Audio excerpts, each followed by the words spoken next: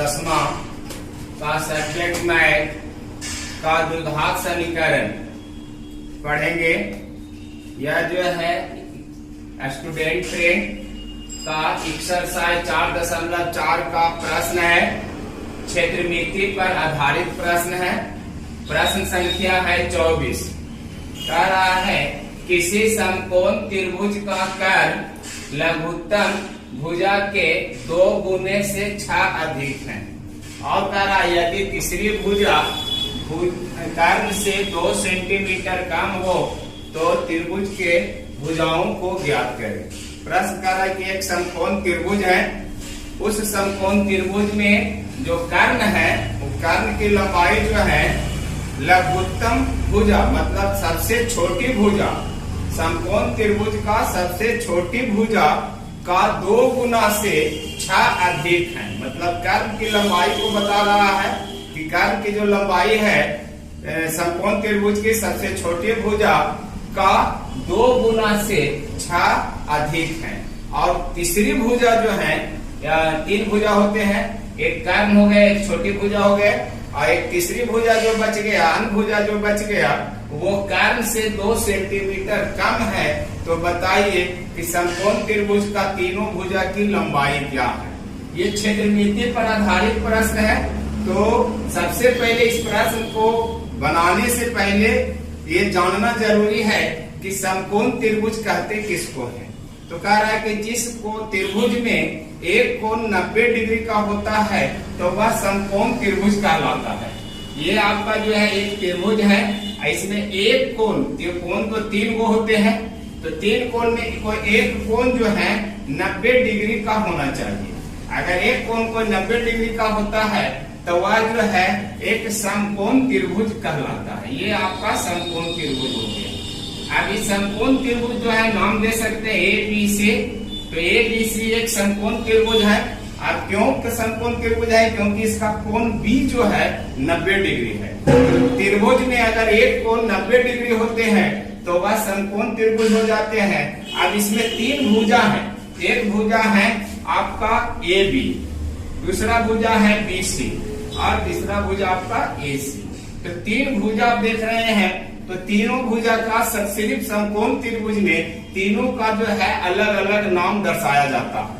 तो इसमें जो है सबसे पहले जो है देखते हैं कर्ण के बारे में। एक होते हैं कर्ण, दूसरा होते हैं लंबवत भुजा और तीसरा होते हैं आधार वाला भुजा। तो यहाँ पर लंब कर्ण जो है आपका 90 डिग्री कोण के सामने वाले जो भुजा होते हैं, 90 डिग्री त्रिभुज में जो 90 डिग्री का कोण जहां बन रहा है उसके सामने वाला जो भुजा होते हैं उसको हम लोग कर्ण कहते हैं। ये जो होते हैं तीनों भुजा में सबसे बड़ी भुजा होता है, बड़ी भुजा होता है कर्ण। ये भुजा, ये 3 भुजा है, तीनों में सबसे बड़ी कर्ण होते हैं, जिसको हम लोग सबसे बड़ी भुजा भी कहते हैं या कर्ण कहते हैं। उसके बाद जो लंबवत खड़ा होता है, जैसे देखिए लंबवत खड़ा है तो लंबवत खड़े वाले भुजा को लंब कहते हैं। और जो ये सबसे तीसरी भुजा जो बच गया वो आधार है। तो इस तरह से 3 भुजा होते हैं। सबसे बड़ी भुजा कर्ण, फिर लंब और सबसे छोटी भुजा मतलब आधार जो है तीसरी भुजा के रूप में आ जाते हैं। तो यही जो है हमारा यही तीनों भुजा को निकालना है हमारे इस हिसाब से। तो चलिए हम लोग जो है समकोण त्रिभुज के बारे में देख लिए हैं। अब हम लोग जो है पहले मान लेते हैं यहाँ पर कर्ण जो है लघुत्तम भुजा के 2 गुने से 6 अधिक है। तो हमको सबसे पहले मानना पड़ेगा कि लघुत्तम भुजा मतलब सबसे छोटी भुजा जो है, मान लीजिए लंब को हम मानते हैं या फिर आधार को भी आप मान सकते हैं। छोटी भुजा में लंब भी हो सकता है या आधार भी हो सकता है, कोई निश्चित नहीं है। लेकिन बड़ी भुजा में सबसे बड़ी भुजा में कर्ण होगा, सबसे बड़ी भुजा में कर्ण और छोटी भुजा में आपका ये दोनों में से किसी को भी आप मान सकते हैं। तो हम चलिए हम लोग मान लेते हैं, माना कि समकोण त्रिभुज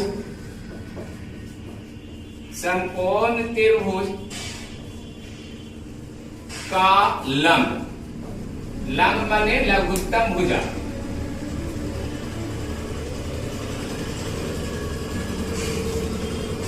इसकी लंबाई, इसकी जो लंबाई है 1 सेंटीमीटर है। इसकी जो लंबाई है, इसका जो लंब हम लोग माने हैं कि लंब हमारा लघुत्तम भुजा है, तो लंब को हम लोग जो है 1 सेंटीमीटर माना। अब प्रश्न क्या रहा है, प्रश्न यहाँ लिखेंगे, प्रश्न से कर्म क्या है, तो कर्म यहाँ लिखेंगे। कर्म क्या रहा है कि आपका लघुत्तम भुजा, लघुत्तम भुजा को हम लोग क्या कहें, लंब कहें। तो लंब जो है लघुत्तम भुजा के 2 गुने से 6 अधिक। ये प्रश्न बोल रही है कि जो है कर्म जो है लंब, जो जितना आपका लंब है, लंब का 2 गुना करिए और 2 गुना में से भी 6 अधिक है, अर्थात उसमें 6 और जोड़िए तो वो कर्म हो जाएगा। तो अतः यहाँ पर जो है कर्म बराबर लघुत्तम भुजा आपका हो गया x, और इसमें 2 से गुना करना है तो 2x, और इसको और 6 अधिक करना है तो +6।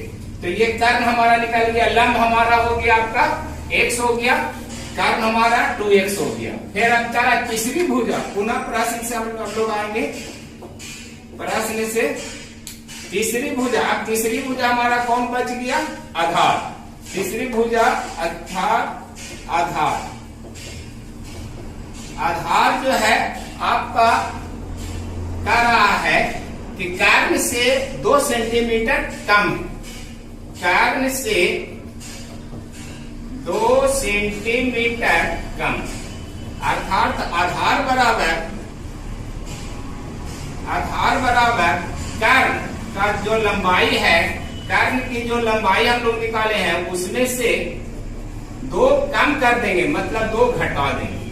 अर्थात आधार बराबर हो गया, कर्म हमारा हो गया कितना है, यहाँ पर निकाले हैं 2x + 6 में घटाना है 2, यहाँ 2 घटाओगे है तो आधार बराबर हो गया 2x। अब 6 प्लस में माइनस में प्लस माइनस घटेगा, 6 में से 2 जाएगा 4, प्लस वाला का संख्या का ज्यादा संख्या है प्लस वाला का, तो प्लस में क्या आएगा, तो ये आधार हो गया। इस तरह से हम लोग तीनों भुजा यहाँ हम लोग निकाल लिए हैं। लंब को मान लिया है x है, तो कर्म हमारा निकल गया 2x + 6 और आधार निकल गया 2x + 4। अब यहाँ पर एक हम लोग जो है इसे हम लोग मिटा सकते हैं।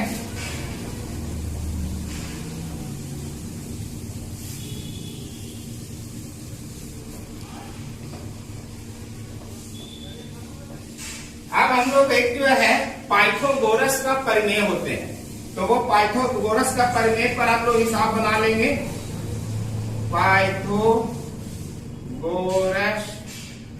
के प्रमेय से, तो पाइथागोरस का प्रमेय कहता है कि कर्म का स्क्वायर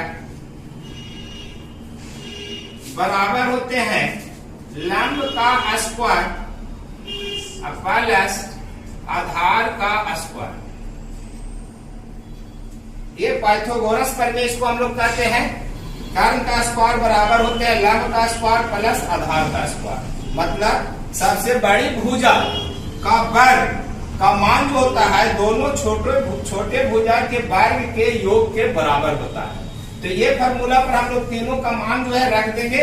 कर्म हमारा कितना है, तो यहाँ देखिए कर्म निकाल दिए 2x + 6, तो यहाँ पहलू हम लोग दे देंगे 2x + 6, एरा पर स्क्वायर है स्क्वायर बराबर लंब हम लोग कितना माने, यहाँ देखिए लंब बराबर x है, तो यहाँ x रख देंगे का स्क्वायर प्लस आधार यहाँ देखिए निकाले हैं तो 2x + 4 एरा पर स्क्वायर है स्क्वायर। अब यहाँ पर हम लोग एक बीजीय सूत्र आता है, बीजगणित का सूत्र होता है, एल्जेब्रिक सूत्र होता है a + b का होल स्क्वायर। तो a + b का होल स्क्वायर बराबर होता है a² + b² + 2ab। तो इसी सूत्र पर इसको और इसको हम लोग को जो है विस्तार कर देना है। तो चलिए इसको a और ये b, तो a + b का होल स्क्वायर, तो इक्वल टू हो जाएगा A square plus B square plus 2 गुना ए की जगह पर 2x गुना बी की जगह पर 6। ये a प्लस बी का होल स्क्वायर का विस्तार हो गया। अब फिर बराबर है, बराबर x का स्क्वायर x स्क्वायर प्लस ये भी जो है 2x प्लस 4 अर्थात a प्लस बी का होल स्क्वायर। तो यहाँ भी a स्क्वायर ब्रैकेट दे के करेंगे प्लस बी स्क्वायर 4 का स्क्वायर प्लस 2 गुना 2x गुना 4 a प्लस बी का whole square a square plus B square plus 2ab के रूप में विस्तार हो गया। अब इसको हम लोग जो है आगे बढ़ जाएंगे तो हो जाएगा 2 का स्क्वायर 4 x स्क्वायर 6 का स्क्वायर 36 प्लस 2 दूनी 4 4 छक्का 24 x बराबर यहाँ x स्क्वायर प्लस 2 का स्क्वायर 4 फिर x का स्क्वायर भी होगा x स्क्वायर प्लस 4 का स्क्वायर 16 प्लस 2 दूनी 4 4 16 x। अब इसको हम लोग जो है थोड़ा सरिया लेंगे, तो सरिया लेंगे इसको आगे बढ़ के।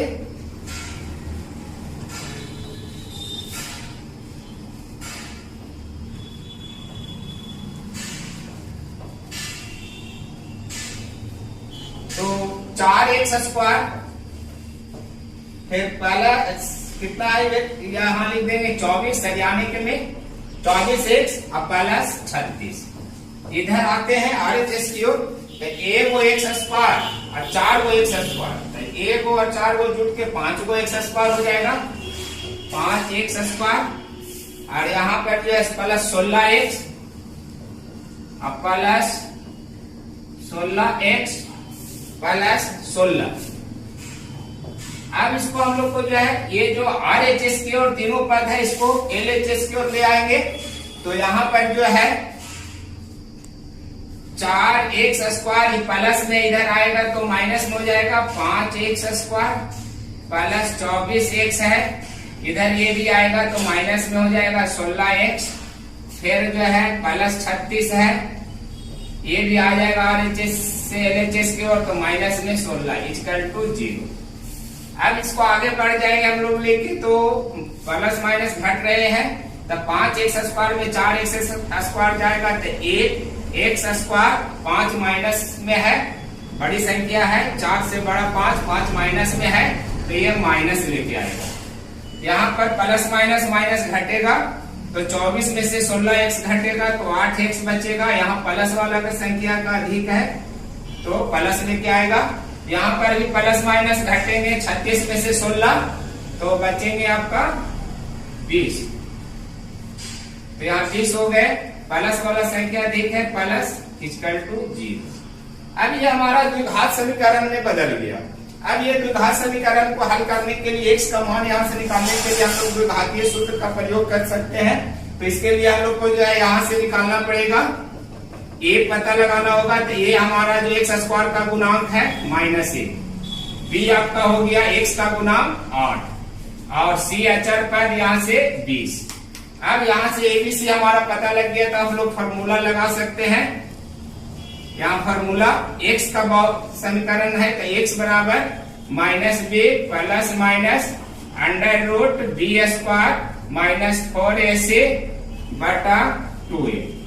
यहाँ से आगे बढ़ेंगे तो x बराबर माइनस b की जगह पर 8 प्लस माइनस अंडर रूट यहाँ पर b की जगह पर 8 का स्क्वायर माइनस 4 इंटू मैंने गुना a की जगह पर -1 और गुना c की जगह पर 20 बटा 2 गुना a की जगह पर -1 या x बराबर -8 प्लस माइनस यहाँ पर जो है 8 का स्क्वायर 64 हो जाएंगे, माइनस और ये माइनस प्लस हो जाएंगे 20 80 हो जाएंगे। बटा नीचे आपका हो जाएगा 2 गुना 1 2 माइनस में। अरे आगे बढ़ेंगे यहाँ करके x बराबर -8 प्लस माइनस अंडर रूट 64 और 80 हो गया 144 बटा -2। अब 144 का हम लोग वर्गमूल निकालेंगे या करके आगे बढ़ जाते हैं। x बराबर -8 प्लस माइनस इसका वैल्यू 12 होगा, 144 का वर्गमूल 12 अब बटा -2। अब यहां से x का दो मान आपको आएंगे, तो दो मान आएंगे, एक प्लस में और एक माइनस में। क्या लिखेंगे आप? एक x बराबर -8 प्लस 12 -8 प्लस 12 बटा -2। और करवा यहाँ जो है कर देते हैं, प्लस माइनस माइनस घटेगा, 12 में से हट जाएगा 4, प्लस की संख्या वाला अधिक है तो प्लस चिन्ह लेके आएगा। अब -2, 2 से कट गया 2 बार में तो बच गया 2 और नीचे माइनस, एक वैल्यू निकला। दूसरा हम लोग निकालेंगे फिर से, ये वो माइनस में अभी प्लस में किए थे, दूसरा माइनस में करेंगे। तो x बराबर -8 -12 बटा -2, ये प्लस में ये माइनस में हुआ तो माइनस माइनस प्लस जुटेंगे, 12 8 20। माइनस की संख्या वाला जो चिन्ह वाला ज्यादा है तो माइनस लेके आएगा बटा -2, ये कट गया 2 माइनस से माइनस और 2 से कट गया 10 बार बराबर 10। यहाँ दो मान x का आ रहे हैं, ध्यान देने की चीज है, एक माइनस में 2 और एक प्लस में 10। तो यहाँ पर हम लोग जो है भुजा माने हैं x को, यहाँ लंब है, भुजा है, तो भुजा जो है कभी माइनस में नहीं होते हैं, ऋणात्मक में नहीं होते हैं। इसका मतलब ये जो x का मान आ रहा है -2, ये सही नहीं है, ये मान संभव नहीं है। यहाँ हम लोग लिख देंगे चूंकि ऋणात्मक मान संभव नहीं है, इसीलिए अब जो है ये संभव नहीं है, तो संभव हमारा कौन हो गया? x बराबर 10। अब x किसको माने थे हम लोग? तो x माने थे समकोण त्रिभुज के लंब को। तो यहाँ पर जो है समकोण त्रिभुज का लंब कितना हो गया? समकोण त्रिभुज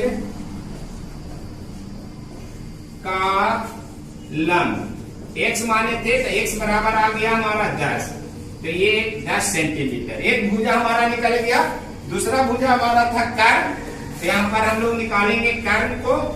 तो कर्ण बराबर 2x प्लस 6, अर्थात 2 गुना x के जगह पर हम लोग 10 रख देंगे प्लस 6 बराबर आपका हो जाएगा बराबर 10 दूनी 20 प्लस 6 इक्वल टू 26 सेंटीमीटर। तो ये जो है कर्ण निकल गया समकोण त्रिभुज का। अब आधार निकाल लेंगे हम लोग। तो आधार इसी प्रकार आपका कितना था, यहाँ देखिए आधार हम लोग निकाले हैं 2x plus 4, 2x plus 4 equal to 2 गुना x के जगह पर 10 प्लस 4 इक्वल टू आपका हो गया 10 दूनी 20 प्लस 4 इक्वल टू 24। ये तीसरी भुजा हमारा निकल गया। तो इस तरह से हमारा तीनों भुजा निकल गया।